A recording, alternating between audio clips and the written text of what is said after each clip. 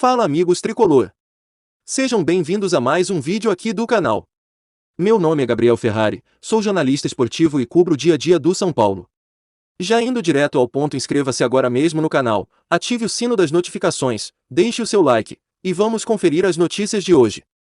São Paulo terá 4 desfalques para encarar o Manaus pela Copa do Brasil, veja quem está fora. Por motivos médicos, o São Paulo não deve contar com 4 atletas para encarar o Manaus, em jogo da segunda fase da Copa do Brasil.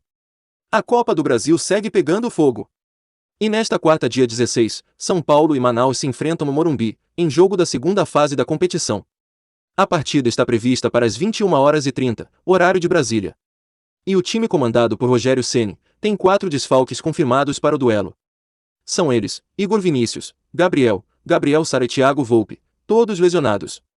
Na sua última entrevista coletiva, Rogério Ceni disse: "Ainda acho relativo falar o que se espera. Temos alguns jogadores que estamos tentando dar minutos, e que precisam melhorar a parte física.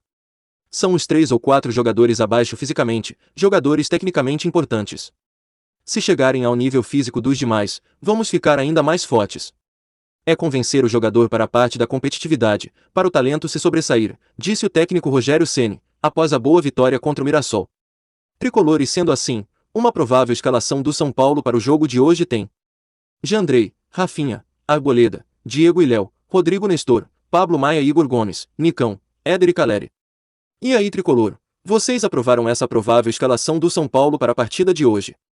Comente aqui no vídeo sua opinião. Família. Outra informação: São Paulo irá faturar premiação milionária, em caso de classificação na Copa do Brasil. Após o avanço diante do Campinense com um empate sem gols na Paraíba, o São Paulo volta a campo nesta quarta-feira, pela Copa do Brasil. Atuando diante dos seus domínios, e com expectativa de um bom público, o time de Rogério Ceni recebe o Manaus, querendo espantar o fantasma de zebras, que rondam o torneio copeiro nesta temporada. Além da classificação para a terceira fase, o embate frente ao time manaura renderá altas cifras em caso de êxito. Com premiação gorda, o torneio copeiro desembolsará 1,9 milhão de reais para os cofres do tricolor, se o passaporte for carimbado. As cifras virão em um momento importante, para solucionar parte dos problemas financeiros do clube, que se endividou fortemente nos últimos anos. O elenco atual, por exemplo, tem 5 meses pendentes de direitos de imagem. Somente pela participação e avanço diante do Campinense, o São Paulo já arrecadou 2,77 milhões de reais, na Copa do Brasil até o momento. Em caso de título inédito, estes números poderão se multiplicar de forma exponencial. Somente pela conquista, o campeão leva 60 milhões de reais. Somando todas as premiações fase a fase, o tricolor poderia chegar aos impressionantes 80 milhões de reais.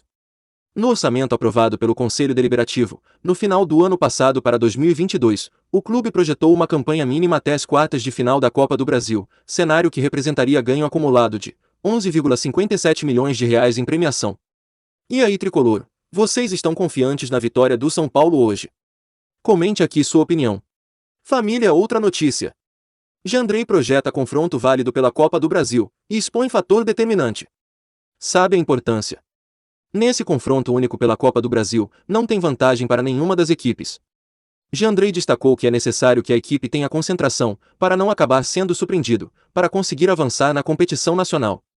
Vale ressaltar que é um jogo único, precisando que a equipe mantenha atenção máxima. Em entrevista ao São Paulo TV, Jandrei disse: "A gente tem que entrar ligado no jogo, independente do adversário, independente do campo, onde for. A gente tem que entrar concentrado para fazer o nosso melhor, e conseguir sair com as vitórias. Todo mundo concentrado para não ter erros, minimizá-los nesses jogos que são únicos, e contra equipes que vêm fechadas contra nós", declarou Jandrei, durante entrevista ao São Paulo TV. Após ficar fora dos clássicos contra Corinthians e Palmeiras, pelo campeonato estadual, Jandrei está confiante após retornar de Mirassol com uma vitória. Jandrei ainda disse: "A gente teve 2 dias de bons treinos. Isso depois de uma boa vitória no final de semana, o que nos dá confiança para chegar na quarta-feira, e conseguir fazer um grande jogo. A gente quer manter essa sequência, manter esse bom ambiente que a gente tem, e ir em busca das vitórias, das classificações, para buscar coisas grandes no ano", disse o goleiro. O arqueiro ainda destacou o apoio da torcida como fundamental para o confronto. Jandrei ainda falou: "A gente teve nossa torcida junto, jogando junto com a gente, nos apoiando. A gente sente essa energia em campo. Esperamos contar com eles nesse jogo eliminatório. A gente sabe a importância da partida, o torcedor sabe a importância. A gente tem certeza que eles vão comparecer, vão nos apoiar do início ao fim, acrescentou Jandrei. De acordo com o regulamento da Copa do Brasil, a única vantagem do São Paulo, para o confronto em jogo único pela segunda fase, que foi definida em sorteio, é ter o mando de campo. Qualquer empate levará a decisão para a disputa de pênaltis. Família, outra notícia. Se empatar, já é vexame. Afirma Denilson, sobre São Paulo e Manaus. Ídolo São Paulino opinou sobre o confronto desta quarta-feira, pela Copa do Brasil. O ex-jogador e ídolo do São Paulo Denilson, atualmente é apresentador, e faz parte do programa Jogo Aberto, da Band.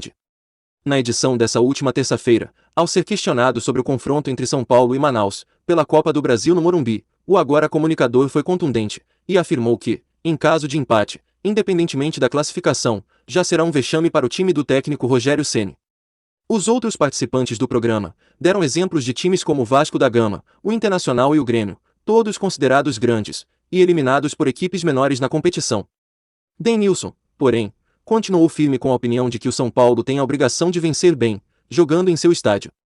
Durante o programa Denilson disse: se empatar, já é vexame. Se empatar no Morumbi e for para pênalti contra o Manaus, é vexame. Se ganhar de 1-0 com 20 finalizações, não estará ajudando a ficar feliz. Se ganhar de 1-0 tomando pressão, também não irá ficar feliz o torcedor, afirmou Denilson. E aí, tricolor, vocês concordam com Denilson? Sim ou não? Comente aqui sua opinião. Família, mais informações. Decisão sobre reforços, Alan Patrick, naming rights e mais. Confira agora as notícias do São Paulo. Você pode acompanhar um resumo com as principais notícias sobre o São Paulo, desta quarta-feira, dia 16. Depois da derrota no Clássico, o tricolor já se recuperou com uma vitória no Paulistão.